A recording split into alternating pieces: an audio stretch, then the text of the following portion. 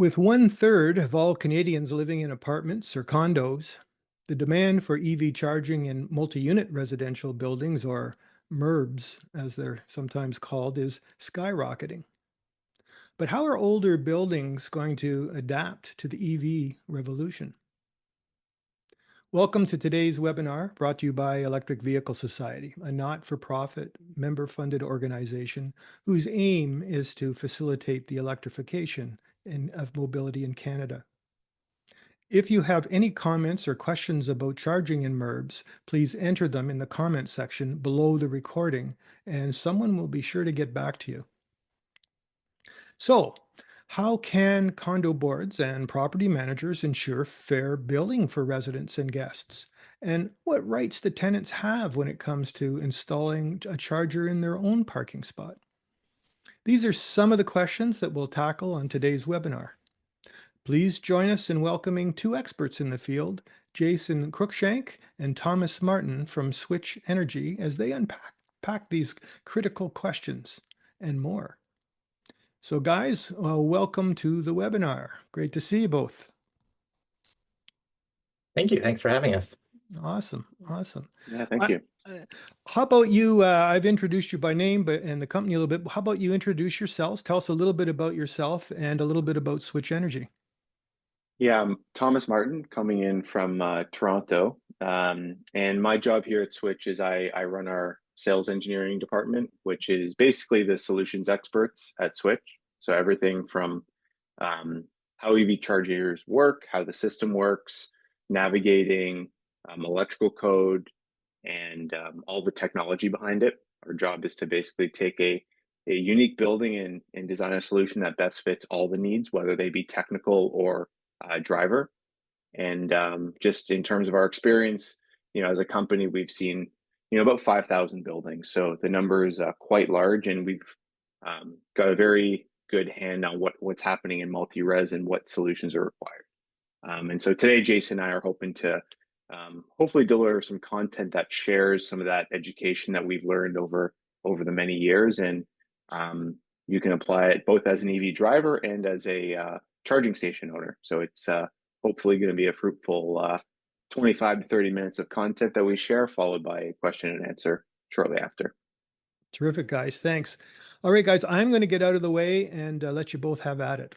Like we said, we're here to talk about demystifying EV charging for apartments and condos here in Canada. And, it's just a quick summary of the things that we're going to look at here today. So why EV charging now, as well as a few of the what's, the plan, key questions to consider, the system, hardware and software to consider, as well as the how, the path to yes at MURBs, and the execution as well. So reviewing, all those steps to getting service into a building. A couple of quick details about SWTCH. So we have 18,000 EV chargers deployed across Canada and the United States, with an average uptime of 98.5%. And a quick listing of some of the clients who we work with. We have worked with quite a few providers in this space to help provide EV charging services to multifamily properties. And so yeah, so these are the things that we're going to be talking about here today. Making sure that we're implementing an end-to-end solution for design for multifamily properties. So designing, quoting, installing, and managing that installation to make sure that it's providing, reliable service to charging customers. So we'll jump right into the summary. And, I think, the first piece is like, why EV charging now? And, I think we're probably preaching to the choir here on, why we want to do EV charging today. But a few, stats and facts to kind of help support this. EV sales are projected to hit 53% of all cars in 2030, according to the Boston Consulting Group. And 30% of Canadians live in apartments and condos. So it's a really important piece to cover when we're looking at building out that infrastructure to help support people who are adopting EVs. And of course, 80% of charging happens at home, and that's where you get the best experience charging your EV, because it means every morning you're starting with that full battery. And MURB residents are 2.5 times more likely to own an EV if they have charging at home. So it's, again, a really critical piece to encouraging that adoption for more people to get electric vehicles. And 67% of residents say that having an EV charger in their building would make them consider getting an EV. All right, so we'll move on now to the what. And I think we've got this structured a little bit as a bit of a question and answer to try and kind of help guide through, some thoughts and questions that people might have, as far as decision making when moving through these pieces. And so, Thomas, I think one of the first things that people might think about, and this crowd might be a little bit more familiar with it, but just to review, what type of chargers are available and what types of chargers might I need and want in a multifamily building? Yeah, great question. And speaking to a EV society, we're going to know a lot of these answers. But we all know the three levels of charging: level 1, 2, and 3 slash DC fast charging. I know most EV drivers prefer the level 2 experience, but we do have to recognize for a large percentage of those multi-unit dwellers, level 1 is a viable option, especially if we're looking at total cost. And so we definitely include this in our slides because there still are a number of buildings that benefit from these lower powered solutions because they have such a low infrastructure barrier to entry. Level 2, the real workhorse in the industry. It's the grand majority by port count out in the field today. And this is what we focus on. And this is the primary solution that we deploy in multi-unit buildings, primarily because it strikes the balance between economical as well as performance to the driver. If infrastructure was free, we'd all be going with DC fast chargers at our homes or buildings. But unfortunately, that's not possible.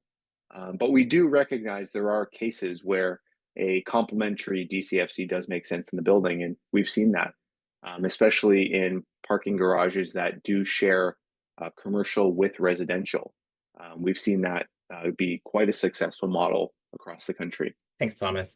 And so, how many chargers should a building look to install when considering for current demand and future demand? Yeah, it's a good question, and especially to start early in the solution designing process.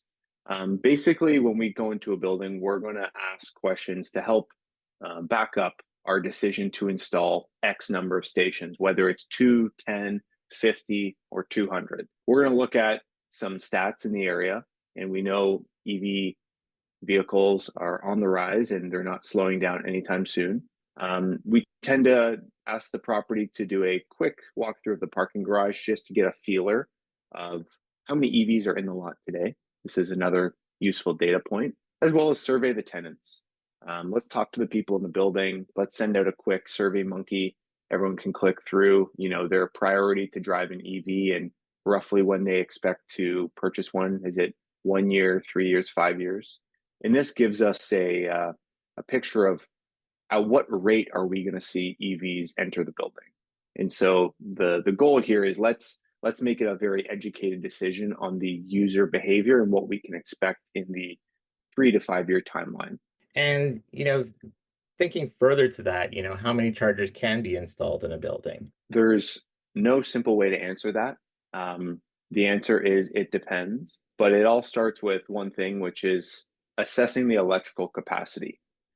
We like to say we can electrify the entire parking garage with a port.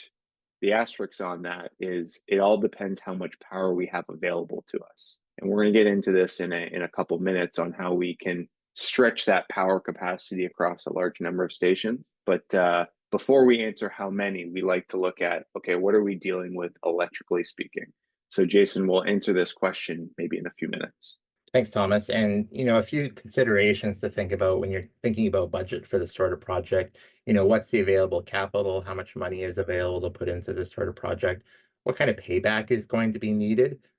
So how quickly you're going to be able to need to see payback on that investment of infrastructure. Also, OpEx versus CapEx, where is the preference versus, an operational monthly spend versus an upfront larger capital spend. And incentives and credits, how important are, incentives. There's obviously a lot of incentive programs available. We'll talk a little bit about that later in the program here. But how important is that for the budget and the program that you're looking to deliver with this project? And what sorts of projects and programs might you be eligible for? Yeah, and we like to bring this question up early in the conversation because often the incentive programs do have a few technical requirements. So we want to make sure that we address those right out of the gate before we commit down a solution and realize we have to change because we want to qualify for the local incentive program, for example. All right, so we'll move now into the system and the different hardware and software at play in a solution. And Thomas, one of the questions is, can residents just buy level 2 chargers, install them, and start charging right away? Does that work with, large buildings? It can. Technically speaking, you can buy any charger, whether it's from Home Depot or online, install it, and just let the drivers have at it. But there's going to be some consequences that come with that. Part of it is it's an unmanaged solution, meaning it's basically a free electrical outlet. And like we saw with a lot of free charging in the wild, it was free for a while until the property realized how much demand there was for free charging. And so back, 2020, 2021, we saw a lot of those stations get converted to intelligent payment enabled commercial stations. The way I like to summarize the need for a call it a smart charger, we'll break down what that term means in a minute, is basically there's 4 elements of managing a charging station for a group of people or a group of EV drivers. And today we're going to talk about what these 4 buckets consist and the questions we need to ask ourselves as property managers, as building owners, as condo owners, whoever it might be, to best select a solution that meets all of our considerations. Every building's different, but if we ask ourselves the right questions on how we want to set up the solution, we will eventually find that right solution that we're looking for. And so first, let's talk chargers, the actual hardware itself and the infrastructure. Yeah, and so, what do people want to look for when purchasing a level 2 charger? What kinds of standards and technology, charging speeds, what do they want to look for? If there's one technical thing that we take from today's presentation, it's what is open charge technology or open standards. And the acronym that you should pay attention to, it's an industry used term. It's called OCPP. Think of this as the open standard that all of these charging stations work on that allow vendors or networks like us to use them interchangeably. So in the background of this slide, you can see it's a photo of our lab. We've got every station, make, and model that's hit the market in the last 10 years. What we're doing here is basically testing them on this open protocol. And so, yes, there's a bunch of cool technology aspects to it, but that's not what matters to the property or the buyer. What matters here is that the use of the open standard unlocks the ability for the charger owner, the property, to have freedom of choice for who and what company manages that asset. And the reason we like to promote this is because it holds networks like us accountable to the service that we say we guarantee. And the analogy I like to draw in here is with telecom. If the internet at your home isn't providing the speeds that are advertised that you are paying for, you can go and move between Bell, Rogers, Telus, you name it, without having to run a new internet line to your house. And so the same freedom of choice applies here with charging stations. I don't know if you've seen in the news recently where a lot of large portfolios are unhappy with their service providers and they've locked in with a proprietary solution. The only option to get a new service provider is actually to rip out that hardware from the ground and install something that is OCPP certified. And so from our perspective, we promote this technology not just because we use it, but it promotes a marketplace where networks are held to their standards, and the most successful ones that delivering the best service will rise to the top. And so from our perspective, we work with all the major brands on the market, and really we don't have much preference on what stations we're using. We're not, recommending the charger we have the best price on or anything like that. We're actually just promoting what we see as the most reliable solution in the marketplace. And so, as you can see here, some of the big brands we've all seen, we probably use many of these stations in the field. This is a short list. The actual list is about 30 different makes, models. So it's quite exhaustive, but just recycling my point earlier, the open charge point protocol is what enables us to use all these different stations without having to use a proprietary software. And what other considerations are needed in addition to the EV chargers? What else goes into this ecosystem for a successful deployment? Yeah, so we're talking hardware, right? We just talked EV chargers and what matters there. But what about the other physical items that we have to put into a building? So EV chargers are one component, and they're the most visible um, electrical component that's front and center to the experience of the driver. But what about the electrical? We need to consider, where is power coming from? We want to make sure we're putting the charging stations in a relatively close proximity to where we're getting power so that we're limiting the cost of wire, labor, materials, things like that. We also want to consider internet. So for a lot of underground parking garages, the self-service is not an option. And to add self-service to the parking garage, we're talking tens of thousands of dollars. So that's not an option. So let's think about how we deliver internet to these devices in the basement, allowing us to enable payment, energy management, and all the services around keeping that charger healthy, online, and alive, and ready for the driver to use. This is often a piece overlooked, so I definitely want to double down on the importance of considering internet connection in the garage early in the design phase. But last but not least, the software. So the software that manages all the stations in the building is really where you're going to get the value out of the EV charging experience. And the reason I say that is because if designed correctly and set up correctly, it's a really low touch, hands-free experience that only needs to be checked in on maybe once or twice a year. The goal here isn't to give properties another dashboard or another tool that they need to be managing.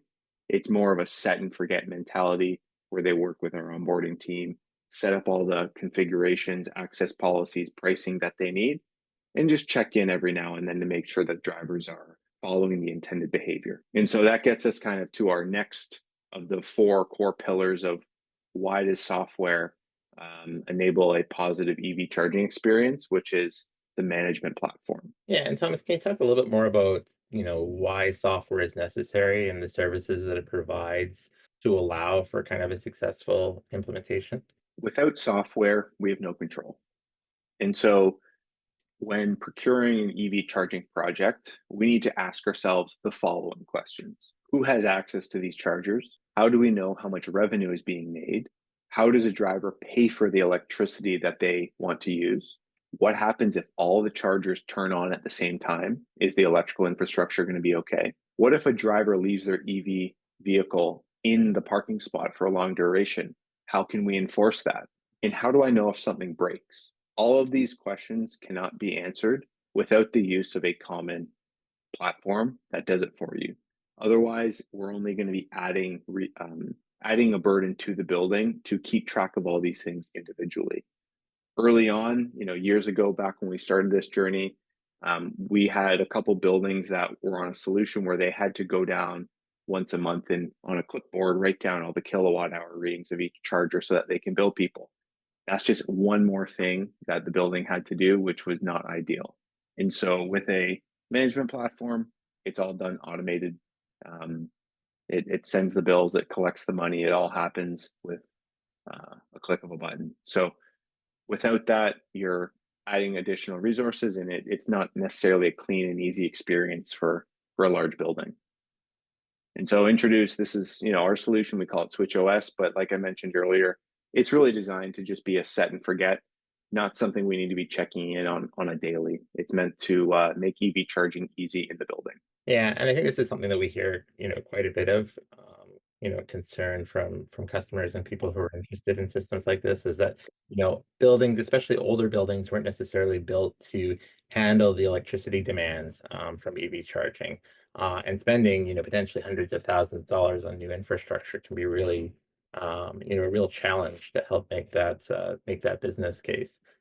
Can we talk a little bit more then about, how many chargers can be installed to satisfy the demand, current demand, near-term demand from EV drivers, but also not break the bank, right? Make this an affordable solution that can actually be put into a building without a lot of additional capital spending. Exactly. And if we put ourselves in the position of a buyer or a property manager, a condo board, whoever it might be, they're faced with a very difficult position to navigate because it's a chicken and an egg. You need the infrastructure before you have the chargers, but you don't want the chargers until you have drivers that are ready. And so navigating the first 5 to 8 years of bringing EVs to the building with chargers is particularly tricky because different boards, different property owners have different motivations. And one of the common themes is, would we rather optimize for CapEx or OpEx? CapEx being, let's install all the power capacity we need on day one, and then every driver will just get added on, or more of a OpEx approach where you install it one by one and you pass along some of that infrastructure cost to the drivers in the cost of energy. Both options are great, but it's going to depend on the priority of the ownership. And so the technical solution that can be used to alleviate some of these CapEx conversations, or at least reduce that number significantly, is the term energy management. And you hear this in the industry. Basically, energy management is a term used to say, let's take EV chargers and control when they charge over that overnight period to avoid installing a oversized panel or capacity that would otherwise sit idle for the majority of the day. So if we look at this graph, this kind of illustrates the problem we're dealing with, where most of the day, the building's running at a mid to low end of electrical demand. But when everyone comes home, plugs in their car, it also coincides with, turning the dishwasher on, cooking with the oven, turning on the TV, air conditioning. And so from a energy management point of view in the building, this can get very expensive due to stresses on the energy grid inside the building, as well as taxes the utility could apply in terms of their rates in the structure, because you're designing the grid outside the building to reach the peak, but for most of the day you're only drawing half or less. And so there are a number of variables here, but this diagram just tries to illustrate what we're trying to avoid from a electrical demand perspective. Now, this next little sequence of diagrams kind of illustrates what happens if we don't do this. You will add chargers one by one, and they will eventually exceed the capacity available in the building, or whether it's a panel, a transformer, whatever it might be. And so, yes, those first few residents might get access to a charging station, but when the fourth or fifth join the party, we might hit a barrier where, electrically speaking, we cannot add more because it's not a managed solution. And so this is where it can get very political in a building, because you then have to invest a lot of infrastructure to get that next single charger installed, and we try to avoid this. So my point here being, with the use of energy management, we can control when charging happens. So it's not about the raw capacity we're installing in the building. It's about pushing charging closer to the evening, to midnight, to overnight hours, to alleviate the stress on the building, avoiding the amount of horsepower we need, so to speak. And I'll just close by using an analogy that a lot of us are used to, which is a plumbing example. In a house or a condo, you typically have a 1/4 inch water pipe coming in to service the entire residence. But that's designed not expecting the shower, the toilet, the dishwasher, the sink all to be running at the same time. Otherwise, we would need a pipe 3-4 times the size. Buildings electrical is also sized to be very similar. It's not designed such that every outlet, light, TV, EV charger, garage door, elevator are all operating at the same time. There's a bit of a calculation there for how you size it. And so EVs make this problem a little bit worse. And so the plumbing example I use is, if everyone turns on a faucet in the shower at the same time, the water pressure temporarily drops until you turn off the tap, turn off the shower. Same principle here. If all the EV chargers turn on in that rare scenario, they're going to charge a little bit slower for 10, 15, 20 minutes until there's remaining capacity available to throttle back up to full speed. We talked about EV software management, but I think Jason, you're probably best to handle the next section, given your Switch's internal expert on what do the drivers see and what types of challenges and solutions do they need to have a positive experience at a charging station. Yeah, absolutely. Thanks, Thomas, and happy to spend a few slides here talking about EV driver experience. And those are really the three kind of critical components, right? How do you have a simple and efficient usage experience to be able to get that charge going quickly and easily?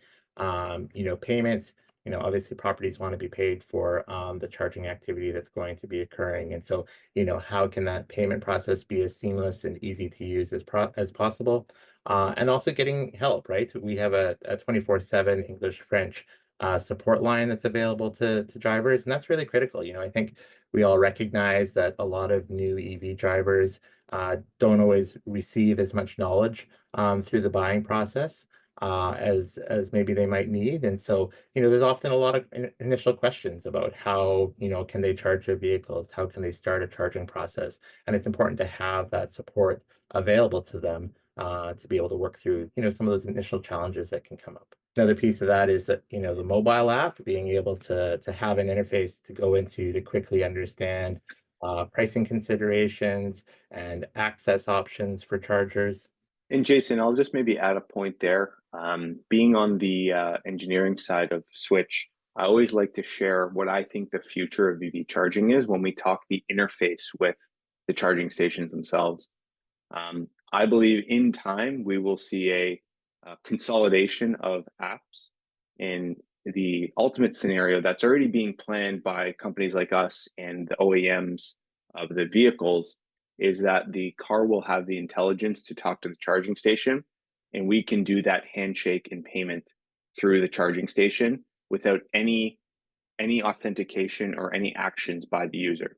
So I'm excited for that future. We're still a little bit away, but the cars today are being provisioned with this technology so that a couple of years down the line we'll be able to enable it, which is a really positive experience for all types of EV drivers. Yeah, absolutely. A lot of innovation happening in that space right now. A lot of things with regards to roaming, drivers being able to start charging stations on other networks through the mobile apps that they already have, as well as things like you talk about there as far as plug and charge and other technologies that are coming along.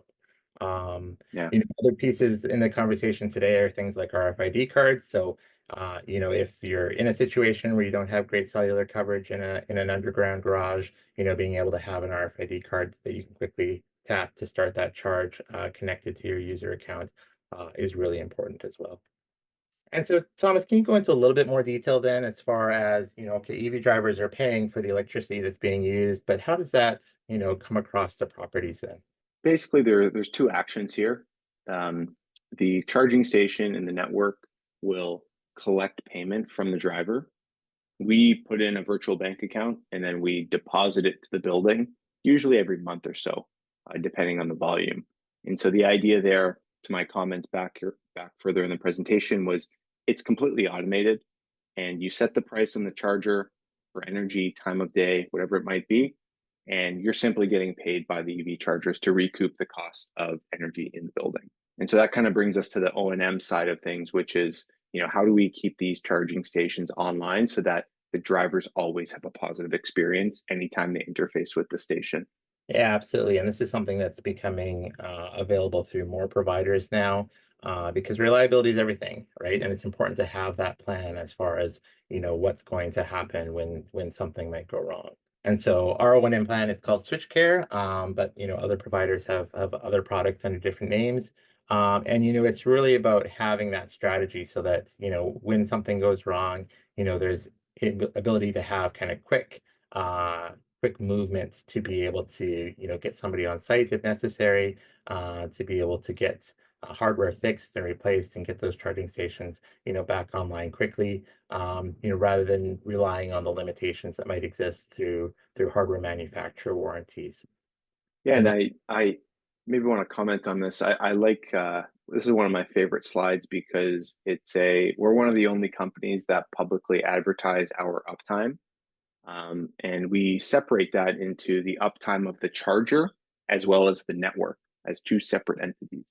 And the reason this is important is because there needs to be a threshold for performance for keeping these devices online. Otherwise, if there's no incentive, we end up with chargers in the wild that are offline, leaving people with very poor experiences. I've been driving EV for a while, so is Jason, and we've had our horror stories with chargers. And as a company, we're trying to make sure that doesn't happen to anybody else. And so, what we're trying to promote as an industry is advertising those uptimes to keep companies like us accountable so that EV drivers can rely on the stations, just like you would a gas pump. Yeah, absolutely. And it's something that we do really pride ourselves on and that we work really hard on to make sure that those things are getting looked after and that we're working with owners charging stations to get fixes in place as quickly as possible. So yeah, next up here, we're going to talk about how. So the path to yes at MURBs, as well as the execution a bit here. And, for condos and stratas, unit owners have some control, but you'll need board and HOA approval. And so, we always say that it's really important to build a strong relationship with your condo board or homeowner association, run for a position on the board if possible, to be able to contribute further to an EV charging discussion in your building.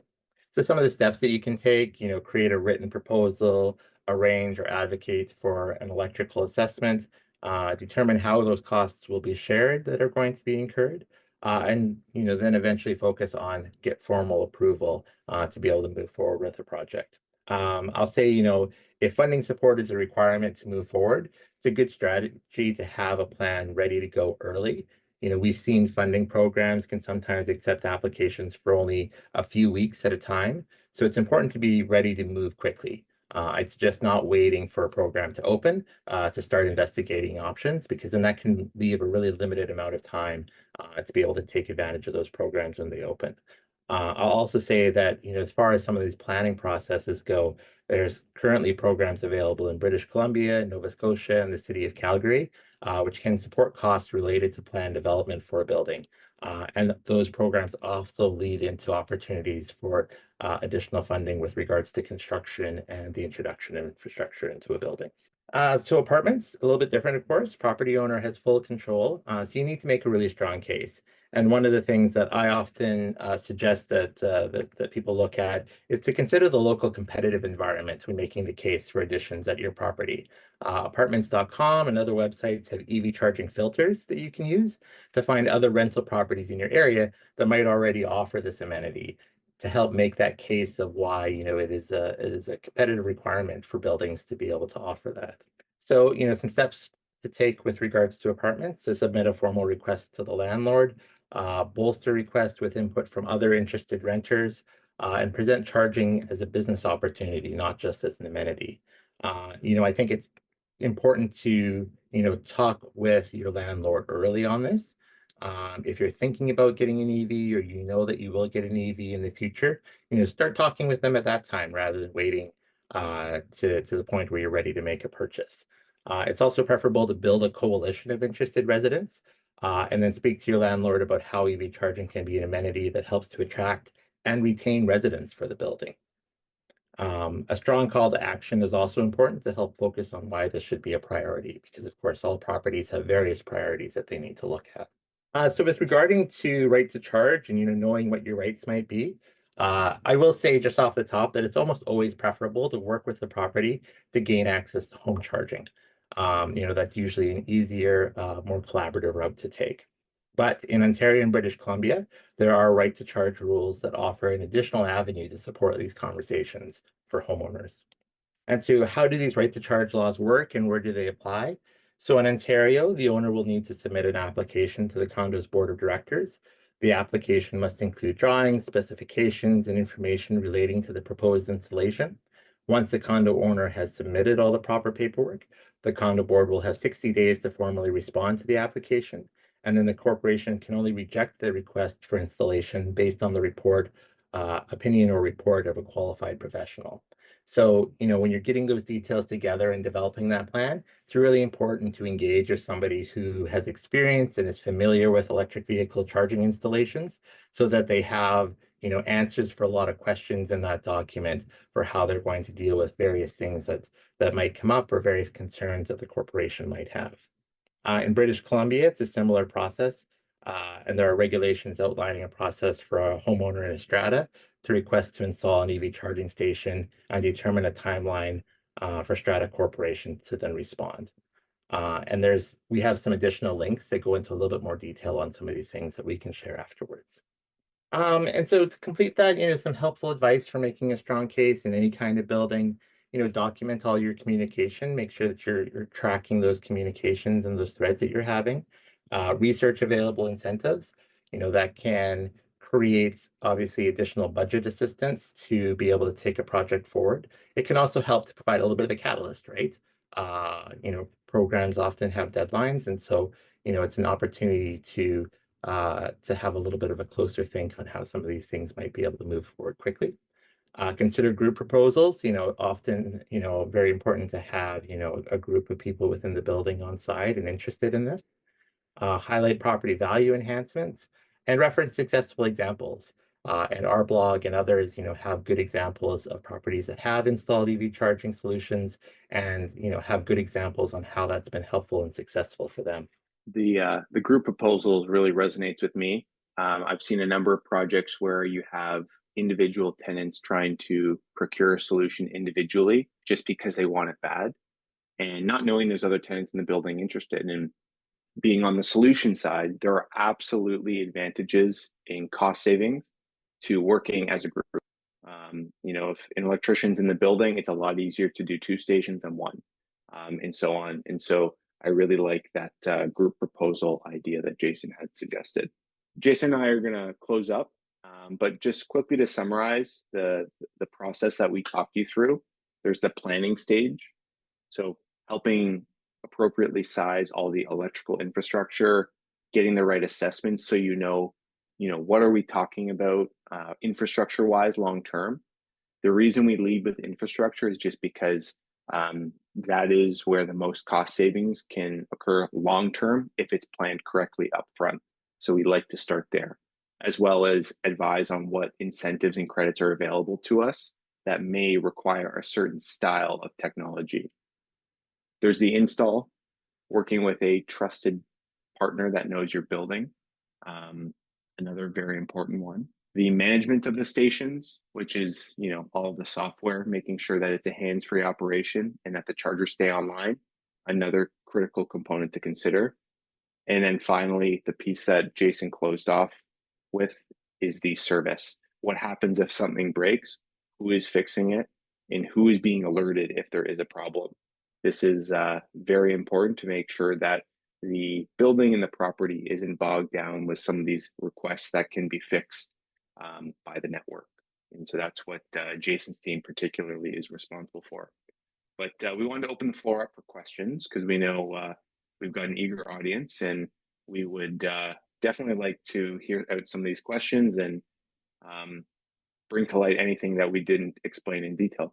Yeah, great, guys. Thanks very much. Maybe you could shut off or end your screen share, and I'll just ask Chris Guernsey to step in. Chris is going to take us through some of the questions. And for the folks watching, if you see any questions in that list on the Q&A that you really want us to get to before we run out of time, you can give it a thumbs up. It'll bounce it to the top of the list, drive Chris crazy because it'll jump all around in front of him, but we'll at least get to the ones that people are really eager to hear answered. So Chris, what do we got? All right. Number one from Ron. I'm in a condo where the board has stated that anyone desiring power in their carport may do so, but at a very high cost, amounting to over $5,000 in electrical, city fees, hydro company costs, and equipment costs. How can this barrier be overcome? I can take that one. Step one is I would ask for details on what those fees are, and then fact check them. I hear that a lot where we get contacted by residents in this exact situation where they're quoted an outrageous number by the property. And likely that number, I don't want to say came out of thin air, but it was given to them as a deterrent. And so in a lot of cases, if you go and quote that yourself, you bring an electrician to the property, you can likely bring that cost down a lot. And so working with somebody that has experience in EV charging is likely one way to do it. if you call up the average electrician who's never done one of these, they'll throw a number at it and it'll likely be something you don't like. So look up in your local area someone who has experience in EV charging and take the time to explain the situation, and they'll more likely than not come in with something that's more appealing. Question number two, from Guy or Guy. I hope I'm getting one of those correctly. I apologize if I don't. Can you give approximate costs of installing EV charging infrastructure at time of construction compared to a retrofit for a typical MURB? Yeah, I like this one. I'll reference some projects we do in British Columbia because a lot of their building code requires it at construction and has for the last, 4 or 5 years. Designing at construction is, I hate to say it, but it's less than half the cost. If every building were being built this year, we could get EV charging infrastructure installed on a cheap buck. But unfortunately, that's not every building. Most of the buildings we're dealing with are existing, and so that seems to be where most of the work is today, is existing buildings. The reason you're more efficient at the design stage is because when they're pouring the concrete, for EV chargers, they lay the concrete, the conduit in the concrete slab and then just pour over it. And so if you've ever watched a building being built, it's a very quick process versus in a retrofit scenario, you have to manually attach the conduit foot by foot to the concrete ceiling, like in the background of my photo here.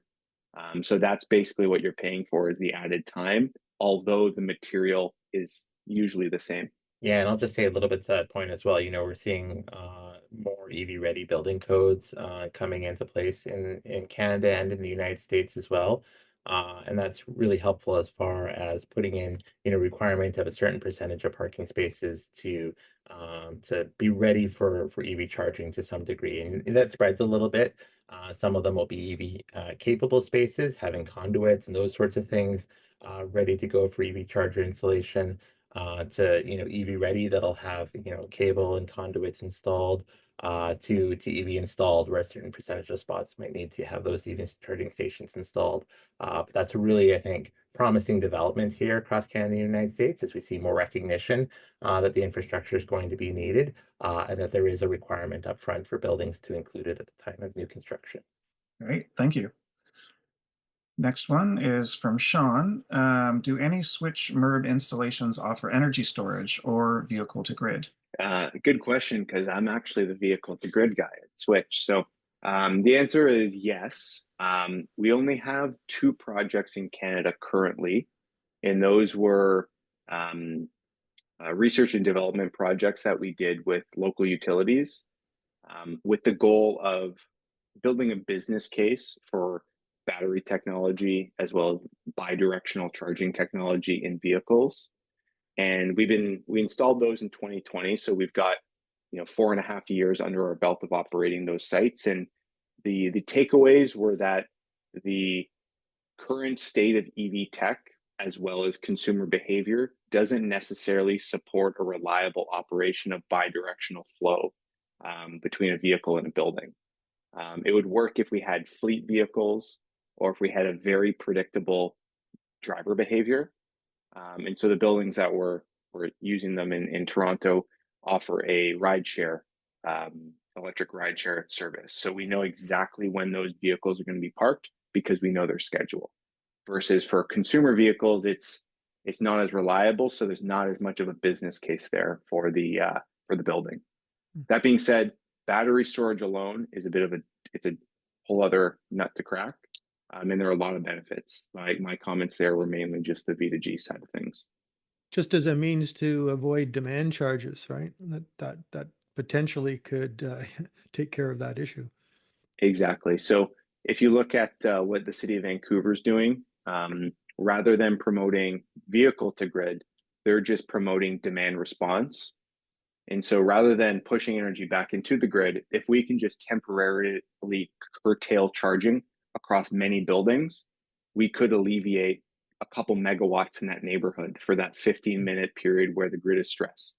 And so BC Hydro is operating that program today in the city of Vancouver, and we've seen a lot of success with it. Yeah, I agree. There's a lot that can be done just with demand response. And then, I think there's going to be more development on the vehicle to grid technologies. California has been talking about requiring the functionality and compatibility to be in the vehicles as well.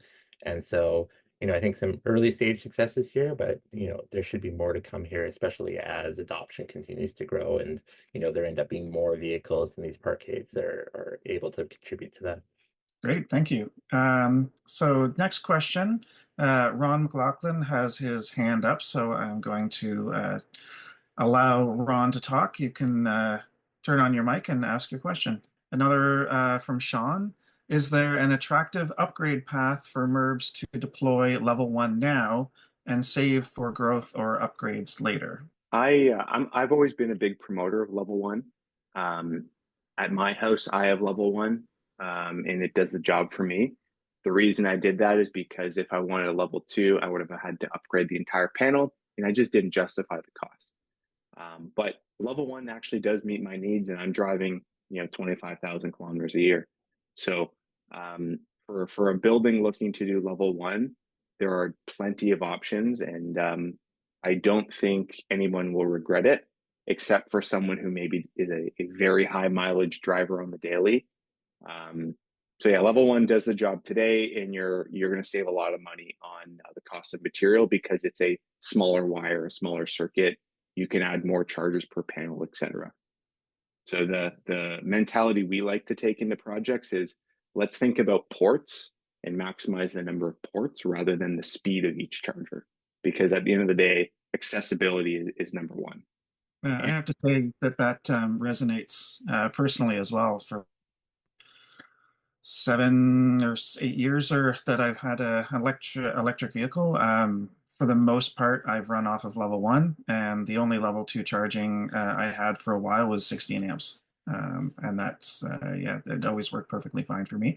I understand that there's certainly people out there for whom that wouldn't work, but it worked for me. And Chris is in the Great White North too. Yes, I am. Yeah. Yeah, and I'll just add to that as well. I started with level 1 charging as well for the first 10 months that we had our EV. And if depending on your driving behavior and your regular daily commute, it really can cover off a lot of your charging activity. Depending on the vehicle. The one thing I will say is that I'm in Manitoba, I used to live in Saskatchewan, and in the winter, it's model dependent. Certainly some models you can get a charge. Other models might not be able to get too much of a charge in the winter if the conditions are cold.